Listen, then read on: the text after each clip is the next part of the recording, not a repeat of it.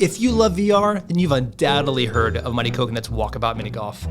I had the extreme fortune of interviewing composer Chris Reyman to discuss how he creates the music for each and every course. I am super excited for you to watch, so let's get started. So today we are fortunate enough to have the composer of Mighty Coconut's popular Walkabout Mini-Golf, Chris Reyman. Chris, how are you doing? I'm doing great. Happy to be chatting with you. First of all, I love your compositions. I love what you've added to Walkabout Mini-Golf. It's the game I play more than anything right now. But I also have a little bit of ire towards you because your songs get stuck in my head and I can't sleep sometimes. And I'm just going to say hard candy. Hard candy, it was a month and a half, man, of hard candy in my mind. And so first things first, just tell me about you, who you are, what you do, and how you're connected to Walkabout Mini-Golf. Yeah, so as you mentioned, I'm Chris Reyman. I'm a composer. I've done composition in a lot of different ways. I'm also a musician, a piano player, and an improviser. And so I have a lot of, broad interests that kind of come together when it comes to creating music, like the stuff for Walkabout Mini-Golf. Sure. I'm also a professor of music at University of Texas at El Paso. And so I'm I'm blessed with being able to be surrounded by music and people that are interested in it and wanting to pursue it as a career and just for the fun of it. And so that's kind of how I spend my days and nights, basically. Yeah, fantastic. It's fun to do something you enjoy and you get paid for it. Yeah, I mean, isn't that the beauty of it? And, yeah. And, I've been to answer more of the first question. I've been working with Lucas Martel, who's I don't know what his official title is, but he's we've been friends for over 20 years. Went to school together.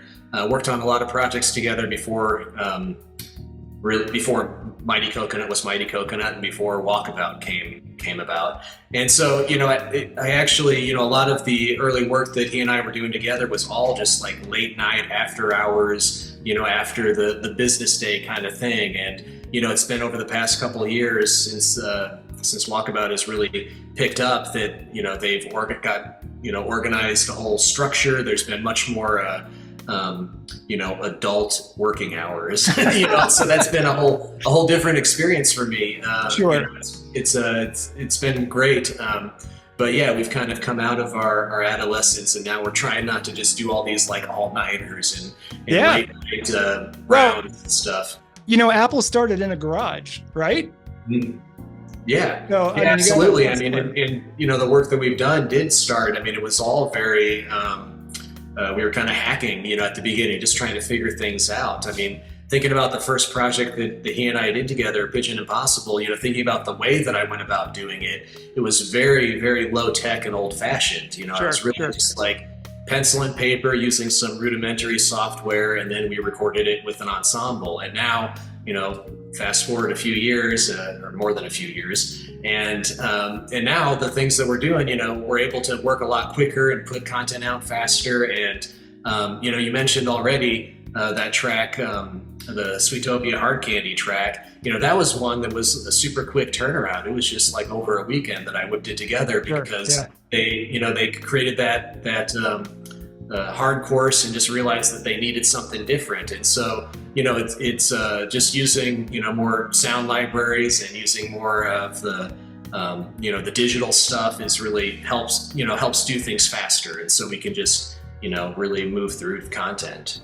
What is your history with music, and what is your history as a musician prior to Walkabout Mini-Golf?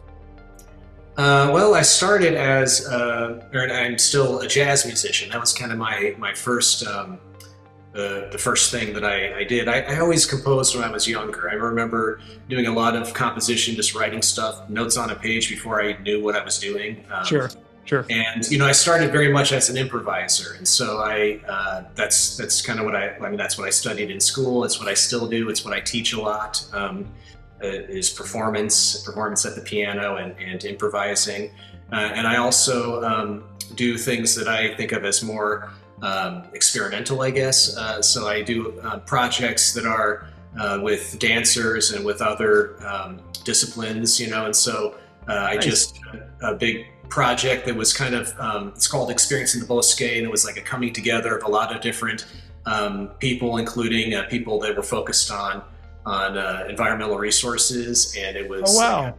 a site-specific immersive piece in the real world, and so Sure. like I do this, I'm doing this stuff that's like, VR, and then I do this stuff that's like IRL, it's like, Yeah. Yeah. but Yeah. they're very related.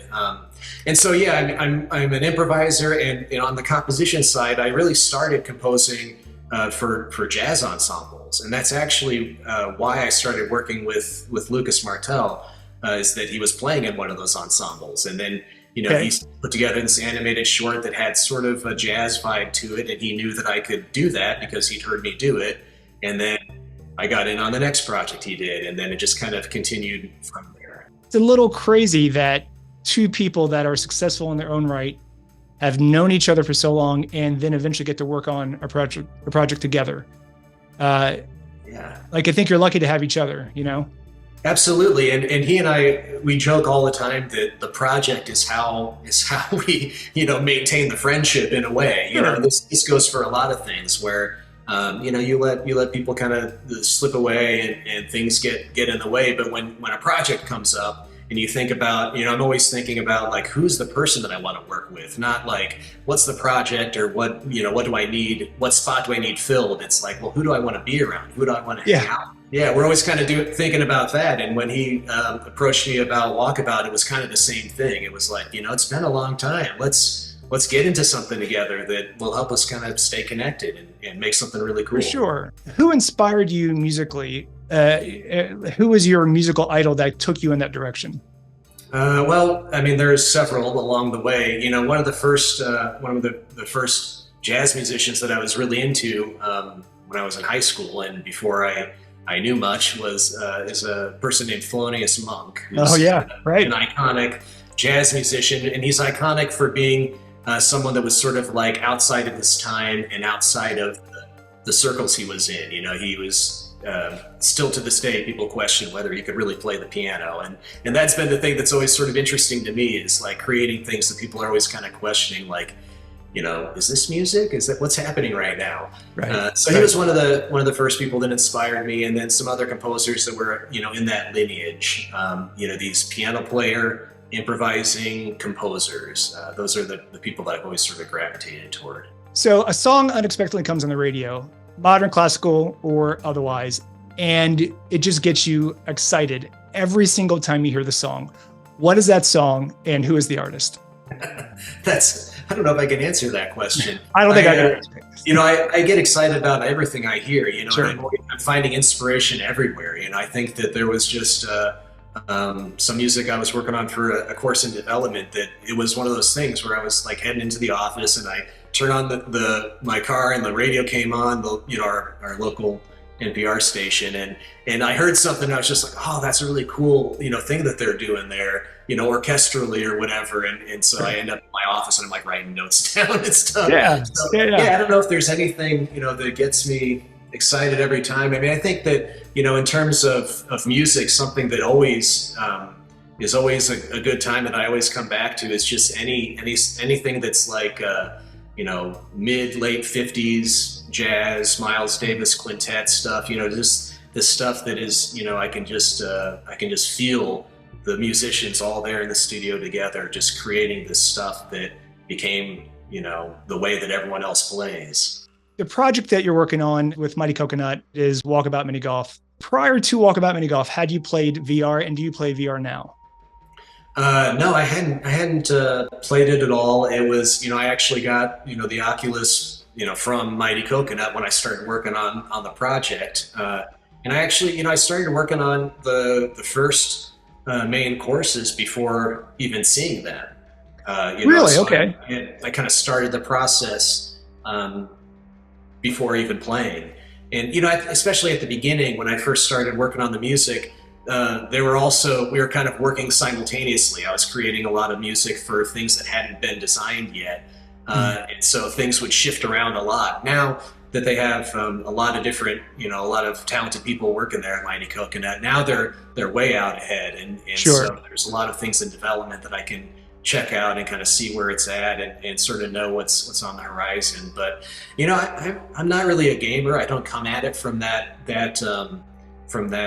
history, you know, and when people make references to music from certain games, that's not really where I'm coming from. You know, I'm thinking very cinematically. Sure. Also, you know, I still enjoy writing music for live performers, and so, you know, I've written pieces for concert halls and things, and so that's kind of where I'm coming from, is thinking of it more orchestrally like that. Have you composed music in VR? And it doesn't have to be like officially and like you've recorded something, you've been paid for it. Just have you ever tried one of those apps? No, I haven't actually. Okay. No. Yeah.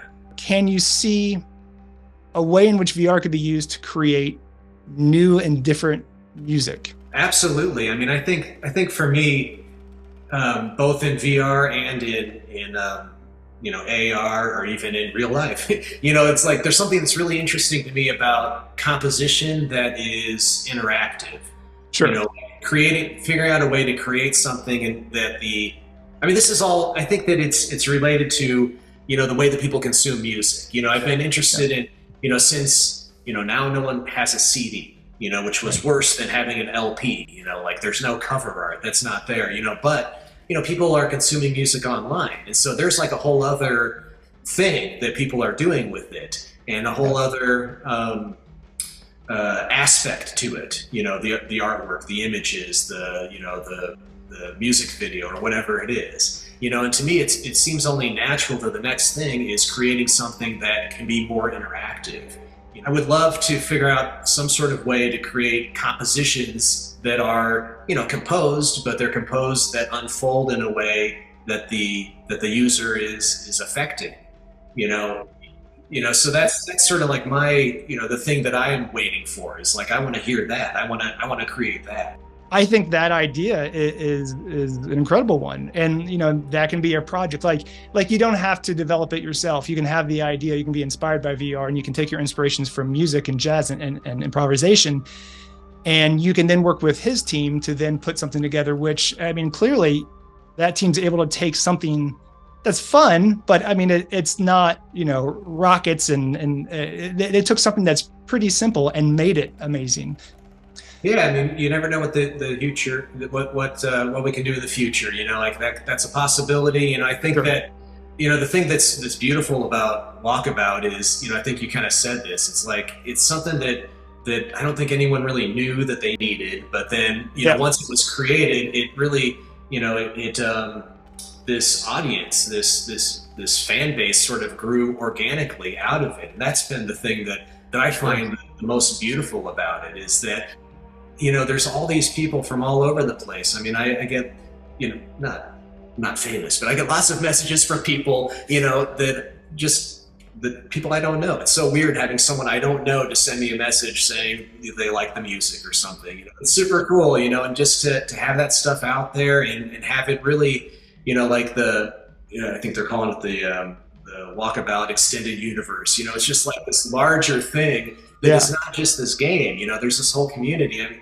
that to me is the magic of what Mighty Coconut is doing. It's a whole bunch of people that are really just doing the stuff they love, all for this common purpose, and how all the things go together. It's just beautiful. I would love to hear, what is your process when composing a track for a course? And specifically, do you fly through the course for inspiration? Yeah, it depends. I mean, I mentioned before that, you know, in the beginning, I wasn't doing that at all. I was just kind of composing in a similar way to how I've done other projects with, like in film or something like that, even projects with Lucas, you know, where he would give some, you know, some ideas of what the mood is, you know, what the instrumentation could be. I mean, maybe not even instrumentation. It's more like about the mood and the character of what we're trying to create. Sure. And so, you know, basing off of that, I might, you know, flesh out some ideas. Now I'm often playing the courses before I start the music, because they're out ahead of me so far with what they're designing. And so that's actually really great, you know, and I go back and forth. You know, I'll play a course and just not even play, actually. I usually, you know, when I'm working on the music, I can't play. You know, I'm just like flying around or just sort of spacing out in there. But my process is still, the things that I'm the most proud of, the tracks that I like the most and the ones that have been the smoothest for me in creating, I still just start with pencil and paper at the piano, and that's really my main process. And, usually with a project, I'm just trying to flesh out some sort of thematic idea. And that might be the tonality, like some sort of harmonic idea or some sort of melodic idea. Sure. And this is a thing that's still just, I find so fascinating about creating music like this is, finding that balance between something that doesn't sound boring and you don't hear it as just repeating over and over again, but something that doesn't, distract you or jump out at you too much. Sure. And it's a very fine line. And, oftentimes people that are not musicians, that are playing, if they don't say anything about it, then it usually means the music is working. Usually means that it's just part of the rest of the environment, and it just seems so natural that they're like, well, of course this is the music that goes here. So I start like that, and then I do work with some software and sound libraries and things, and kind of start making some drafts that then we can drop into the course while it's in development and go from there. Gotcha. And if I can ask, what software do you use? I imagine it's more than one piece of software. Yeah. I use Logic. That's my DAW, workstation I use, and I use some sound libraries. I use a lot of stuff from East West Composer Cloud, which is a nice thing because it's like a subscription stuff, and it just has everything available. But I do have a few hard drives laying around with other sample libraries on them. And I use Contact with a few other sample libraries that work really well. And the last piece of gear that I'm using more and more is I'm using a Moog grandmother synthesizer. Nice. And I just love it. And there's a few things coming out that I used it on, but I actually I find that it helps with some of the like having some bass or some other things that are just supposed to kind of sit there. And it just, I can't get over how good it sounds. Like it's just every time I use it, I'm just like, oh my God, I love it. So the Walkabout main theme when you're at the shack, the marimba, did you play that or was that digital? Well, all the instruments except for anything that's like a Moog synthesizer, all of that is samples in digital. I do play them in, so especially something like a marimba, something that's like a mallet instrument, playing that on a keyboard, it can replicate it pretty well. But I was actually just checking that thing out, and as I was planning to chat with you, I was like, I should go listen to some of that music again and kind of remember what's going on with it. And I hardly ever listen to that main theme because I end up, I might be, have a meeting and I'm at, Welcome Island, but I need to turn that down sometimes. Right. Or I just jump into another course. But I was listening to it, and I think one of the things that works really well about it is that it's a little sloppy. It's like, the way that I played it in, it's like intentionally like, like it's supposed to not sound like a robot. It's supposed to sound like a person's behind it. You said the pieces that are the easiest to compose have ended up being your favorite. Do you have one that is that was your favorite to compose? Yeah, I think Quixote Valley was one that I really loved the way that I worked love it. out. Okay, I have a question for you about Quixote Valley. I've got a friend of mine who is a music teacher, and I sent it to him just like, I hear like Debussy, Ravel, like, as far as what his ear heard, Mendelssohn's Spring Song, Tchaikovsky's Waltz of the Flowers, Beethoven's Pastoral Symphony First Movement, and then like Venus by Holst or Stravinsky's Introduction to Rite of Spring. Like there's so many things there that sound so familiar that it felt good because that familiarity is good, but it was also new. And I have listened to just that track just by itself. I love it. I appreciate all those kind words. You said a whole bunch of names that I am not comfortable being in the same sentence, but I appreciate it. Well, it's fantastic. When you compose that, did you have that feeling of like, this turned out pretty well, I like it? Well, it was one that, I knew the general sort of vibe, and I was pretty well like oriented as to what I was going to go for in terms of instrumentation and harmony. And also, the thing that I like about that track that I can't remember exactly the order of, when I did them, but that one has, compositionally, the form is much more like a classical form in a way, and that's very different than like Tourist Trap, which is just like, the same thing over and over again. Right. And so, that's one of the things that I liked about it. And I kind of knew right away that I was going to do something like that, that had different sections, that had different tempos also, which is different than some of the other things I did. And harmonically, I had a pretty clear idea of how I was going to play around with it. And so, yeah, it really came together nicely because I already knew those things and had some previous experience writing things with that sort of tonality. Gotcha. Well, it's beautiful and I love it. So Muddy Coconut has recently released a course based on the game Myst. So what was your involvement in its creation?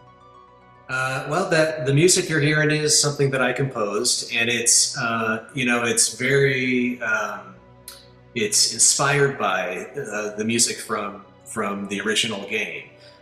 So it's there's a few elements that are related, and I think one clear thing is the instrumentation sounds very, very familiar, but a lot of the other things, I took inspiration from some of the music from that game and tried to do something a little bit different that would really feel like it fits in that world, but wouldn't just be a complete copy.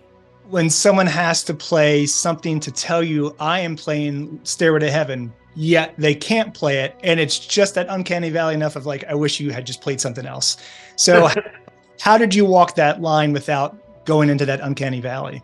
Yeah. I mean, that is a really challenging thing. I mean, I think that my bigger fear is doing something that is just like way too similar. Sure.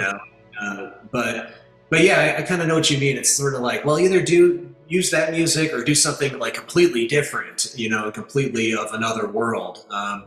And yeah, it was a delicate balance. I mean, this is where, the beauty of the collaboration really comes in. I mean, oftentimes I find myself not being able to make a choice, and I'll just kind of send something out that, instead of it being, 3 or 5 minutes is longer, and just, it's like, well, there's some stuff here I like, some I'm not sure about, some, that could work. And then, get some feedback that just says, yeah, more of this, definitely don't do that, try this in a different way.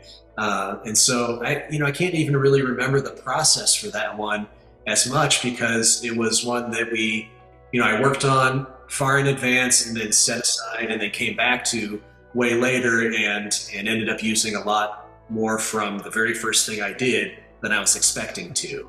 So I've got some questions regarding specific tracks. Okay. Arizona Modern, gorgeous, love it. But there's no theme around it necessarily other than you're in Arizona. How did you land on the theme for Arizona Modern?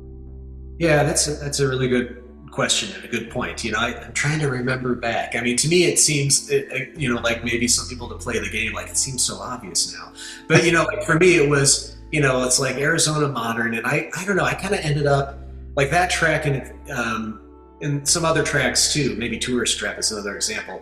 I really think of that track as being a band, like being a group of musicians playing together. And so, I just had this image of, some, old hippie kind of guys that were, in a garage band together, and they had that instrumentation. Yeah. And that's just the vibe of what they were playing at that moment, And so, yeah. I mean, I knew there was something about that sort of electrical instruments like the Fender Rhodes and the electric guitar that made sense to me. But yeah, I can't really remember exactly what was given to me at the beginning of what it should feel like. Sure. There might have been some reference music that had some similar vibe that I can't remember now. So along those lines, I went out to Reddit and I asked, just in the Walkabout community, do you have any questions for the composer of Walkabout Mini-Golf? And I got a really great response. So a Reddit user named erox606, he asked, is it a coincidence that the track for Arizona Modern sounds an awful lot like the music from Arizona Sunshine? And I had played the VR game Arizona Sunshine years ago. It was one of like the first ones in 2016, 2017. And I can see where he's pulling from, but a word that you used was the word fender. I think there's a common, nice, warm sound to a fender that is it's still unique. And if it's used in two different songs that happen to have the word Arizona in them, I could see it feeling like there's a connection. But it sounds like, I mean, you weren't a VR player at the time, and you, other than Walkabout Mini-Golf, you don't play now.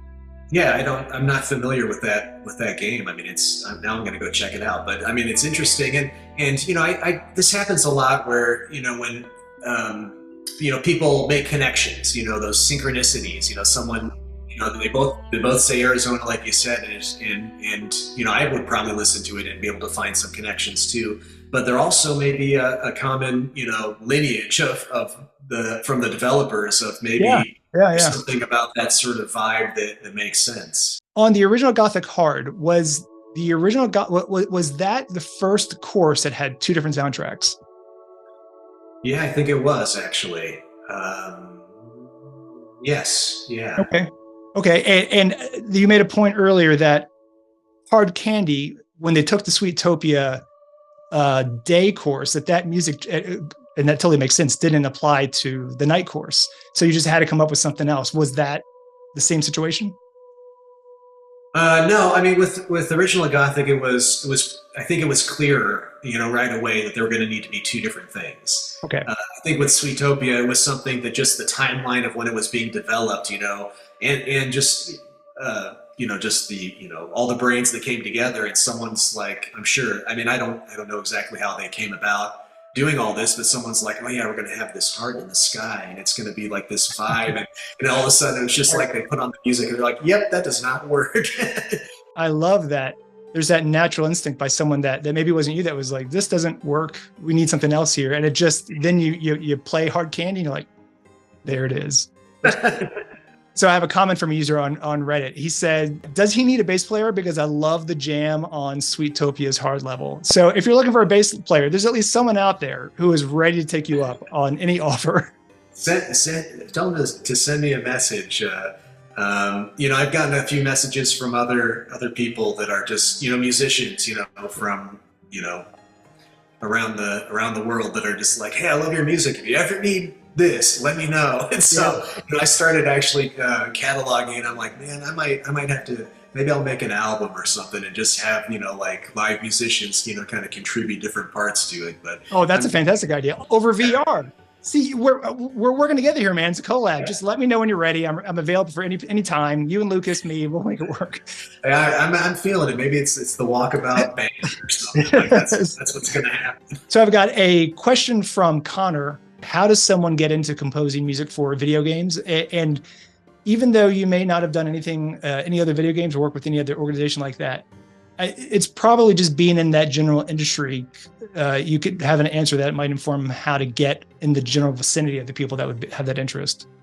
Yeah, I mean, this is probably the question I get asked the most, you know, from my students and other people, you know, and I don't have a great answer, because, you know, my path was always just doing things that I love to do, and just, you know, waiting, you know, or not even waiting, but just seizing the opportunity when it came, you know. And so, you know, I don't really have great answers about like the industry itself. And just like the music industry, you know, this industry is changing, and it's, you know, there are all the, you know, lots of independent companies, and it's becoming, you know, more feasible for people to create things on their own with a small budget. You know, and so, you know, my advice is always to create stuff. You know, I found that, you know, it's not, you can't create one thing and have people say, oh, I'll pay you to do all this stuff. It's the person that's continually creating something over and over again, you know, regularly, that's then someone can look at and say, oh, this person, not only can they make cool stuff, but they can meet a deadline. They can, you know, they can do things regularly. I know that they're going to, you know, be able to deliver, because look at all this history that they have. For sure. And it sounds like you had opportunity created by by aligning yourself with people who are friends, and I'm sure other people, that besides Lucas, that are colleagues. I mean, you put yourself into the situation where there's the potential of running into someone that may need you for a video game or a film or a television show, as opposed to just doing anything else that's not in that realm. Yeah. I mean, yes, so I surround myself with it, and there's a lot of people that I work with in a lot of contexts, so, those things kind of spread out, but really it's like, for me, it's you got to be someone that people want to work with, because that's the most important thing for me as a collaborator. Wait, what'd you say? I said, well, I'm screwed. No one's going to want to work with me. Well, I mean, that's the thing. It's like, I mean, really, it's like you either got to be really great at something, or you got to be, really responsible, or you got to be like a really cool person, and like really you only need two of those three things. but it's got to be some sort of balance around that. And so that's the first thing is, I mean, I guess what I'm talking about is networking. I don't want to be like talking about like businessy stuff like that. Yeah. But it's just being able to get along with people and know how people work and adapt to that. But the other thing is also, I say yes to something before I know how to do it. So the first projects I was working on with Lucas is like, yeah, I'll do that, and I'm like, Google how to make film score. It's like, figure out the stuff as you go. And some of that comes up with these courses that we're doing. It's like, having a course that has a certain vibe, like I do a lot of research, I'm doing a lot of historic research or research about music from around the world to sort of help me figure out what I'm doing. And so, I mean, that's my other advice is like, say yes and then Google it. Yeah, no, that's fantastic. I just being brave and I can speak from experience, a little naive enough to think I can do it, and then get in that situation where I'm cornered and I go, okay, I gotta do something. I gotta look it up, or I'm going to lose this entire thing. And once that one's done, you get a pat on your back, or like you look around like these fools, and then you go into the next one, and it just keeps going. I totally resonate with that. And there's also something about, there's this, I can't remember the term for it, but it's like the less you know about something, the less you know that you're bad at it. And the more you know, the more you question, like, it's the Dunning-Kruger effect. Yeah, exactly. And so, the first projects I did, I'm like, yeah, totally. I could totally do that. And now when I'm thinking about like some of the first things I did, I'm like, you mean compose music for that, like an orchestra, and have them record it? Like, that's terrifying, Right. But at the time, I'm just like, yeah, piece of cake. I know. Yeah, for sure. From Tall Man Ryan on Reddit, he says, I really enjoy the Seagull Stacks music. It alone makes the course my favorite of the bunch. What was the inspiration for you behind that theme? Yeah, that one actually was I don't know that I would say that one was tricky, but that was early on in our process, and I actually created a whole other track for Seagull Stacks. Really? That was not anything like what you heard. Okay. And it was something that I did and works really great for something else. We actually sat with that for a while and thought that it was final until enough people heard it that they were just kind of like, this music doesn't feel like Walkabout to us. Sure. There's just something that didn't feel right. And so I started over, and, the inspiration was really, thinking about Irish folk music was really kind of the starting point. And we even considered using, like a traditional melody and putting it in there or something like that. But I just kind of, stayed in that theme, and of course there were some things that jumped out that were, cinematic things that were related to that, and that using that Irish whistle and that sort of fiddle sound, it's great. I totally, I'm in an Irish Spring commercial. As soon as I hear it, I start throwing in, whether it's intended or not, Irish eyes were smiling, and whoever I'm playing with is like, damn it. He's just got to stop singing. Well, I mean, there's a lot of, it's built off of, a scale that is super, the pentatonic scale that's super common in a lot of that kind of folk and traditional music. And so it ends up sounding like a lot of different things. The string parts at the beginning are supposed to kind of mimic bagpipes. And so there's a little bit of that kind of sound to it. And there's also, I also was trying to capture something a little bit more cinematic because it's an abandoned castle, and so there's these echoes of things that maybe sound a little bit regal or heroic or something, that I wanted to kind of throw in there too. No, you hit that. I can totally see that. That's a perfect word for it. So a friend, Virginia, she and I have played Walkabout Mini-Golf a lot. She said, given how relaxing the music is and how much we, meaning she and I, enjoy just chatting, because we'll finish and we just sit there and chat and, let the music play. And you've set a tone for us and we don't want to ruin that tone by going and, pick up the phone and talk. And we want to sit there and talk. So her question was, and I have part of the answer to this already. She said, when does the album come out? So I showed her that the album, the original soundtrack, is on both Apple Music and Amazon Music. And she was like, why didn't you tell me this ahead of time? I'm like, I didn't know. And so has that worked out? Like, what was that process? Has it been popular? Yeah, I mean, it's yes. I mean, it's gone out there. A lot of people have been listening to it and subscribed to it. It kind of blows my mind. It's like Seagull Stacks. That's one that's like, it's on people's playlists and stuff. It's just like, it's kind of a crazy thing to me that it's like had this sort of popular appeal. Yeah, I mean, I think a lot of people had that experience that you're talking about. That's like, I want to just listen to this music, and maybe I'm not going to want to hang out in VR. How else can I do this? There's someone else, I can't remember his name, but someone's put together a lot of great videos on YouTube that have the music and like the ambient track too. And it's, I find myself like when I actually go there and play the music for people when they want to know about the music. Oh, that's fantastic. Yeah, for sure. I mean, yeah, let me go to Apple Music real quick and pull this up, right? And it's your own music. It's like I'm on, or it's funny, like I try to listen to a track and there's like an ad. I'm like, come on, like there's an ad for me to listen to my own music. What's going on here? Right. That's when you just start whistling. You're like, this is exactly right. So I'd be remiss in not asking this. Can you tell us anything about any upcoming Mighty Coconut courses or any Walkabout Mini-Golf courses? I probably am not going to talk very much about it because I'm not on the business side of Mighty Coconut, and I'd be afraid of revealing something.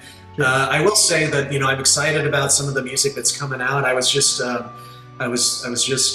checking out one of the whatever app they use, their collaborative app that they're using, and someone mentioned one of the courses upcoming, and I think they just said, damn, I love this music, and there's some stuff that I'm really proud of coming out that is getting in some different territories also. Nice. I was going to ask, I mean, it must feel, because they're kind of traveling the world with these courses, it's given you an opportunity to use styles and instruments that you've never have. I mean, maybe you have an ear for it, you've heard it before.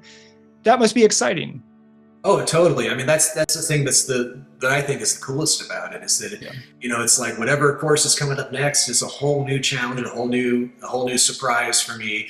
Something else for me to get inside and figure out and immerse myself in, and just find my own little thing that I'm adding to it or that I'm excited about. I want it to be music that people can just chill out to and hang out and do. But if I in the process can do something in 7/8 and it's kind of cool and I like it, or something that's like adds this other little thing to it, or I sneak that mode synth in there somewhere, that's the stuff that keeps me super interested in it, and hopefully the people are checking that out too.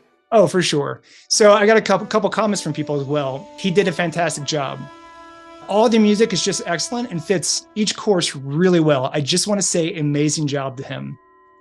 The opening track on Tourist Trap hooked me right away. All of the music does a great job of fitting the mood of the courses. And these are just people I've never met before. I just said, give me questions. And so they didn't just have questions. They also just are excited about your music. Oh, that's so sweet. I'm having a hard time taking all the compliments, but it's really great to hear. It's been a blast just working on this and hearing from people. I get messages from people, or sometime I'll find myself scrolling down the comment section somewhere just, for whatever reason. And yeah, it's really cool to have that experience of these people that I've never met. They're not just coming to a concert that I've played on and feel like they need to say something nice. They're they're going to the effort of saying something nice. So I really appreciate it. Yeah, for sure. And again, I'm a fan. I was a fan before, we talked. My friend Virginia is probably tired of me being like, oh, just shut up for a second. Listen to this piece. I love this part, and I was thinking like maybe part of it is that your interest in a song you've never written before. And you're like, like you said, maybe I'll do a part in 7/8 and see if that works or not. And like that challenge, that personal challenge that the listener, do you think doesn't know about it, but maybe they do, because maybe that's what makes the song great. Yeah, I mean, I think of it as Easter eggs, in the way that I'm writing. It's like, have some sort of, foundation that people can hang their hat on, and it's going to be there. That's the world they live in. But then what can I add to it? What can I, like thinking of people like you or, other people out there that are playing, it's like, what's that closet drummer gonna think of this, or like, you know what I mean? I really like to think that there are these multiple levels that you can appreciate the music on. It's certainly. All right, last two questions. If you could meet any one person, living or dead, who would it be and why? Whoa. Yeah, left field, total left field. Man, I don't know about that. I don't even know if I can answer that question. Thelonious Monk? Well, yeah, I mean, yes, I guess so. I mean, he was kind of a weird dude. I'm trying to imagine. Well, one person that I was just talking about with a student the other day is this pretty in the margins sort of jazz musician named Sun Ra, who is a really interesting dude. He said he was from Saturn and committed to that his entire life, and maybe he was. But that's someone that. He was just enough off-center that it piques my interest for sure. Sure. Last question. How do you wish to be remembered? How do I wish to be remembered? Well, I love the idea of people, listening to something that I've written and having that be, whether they're thinking about me specifically or not, have this life that's sort of beyond me. It's like having a kid that just sort of gets sent off, and then they can, people can interact with that, appreciate it, however they want to. And I think that's good enough for me. That's a great way to look at it. Chris, thank you so much for your time. Is there anything you'd like to mention before we wrap up? Just, keep enjoying the game. Feel free to reach out to me whenever you want to. Always love hearing from people, hearing what people like, what's sort of landing with people. So that's super cool. And thank you, Greg. Thank you so much for reaching out and wanting to do this. It's been really cool chatting with you. Yeah, for sure. And thank you. So you can find Walkabout Mini-Golf for PC, VR, Quest, and Pico on their related stores. Make sure to check out the latest Walkabout course based on the hit game Myst. Chris Reyman, thank you so much for your time. Thank you.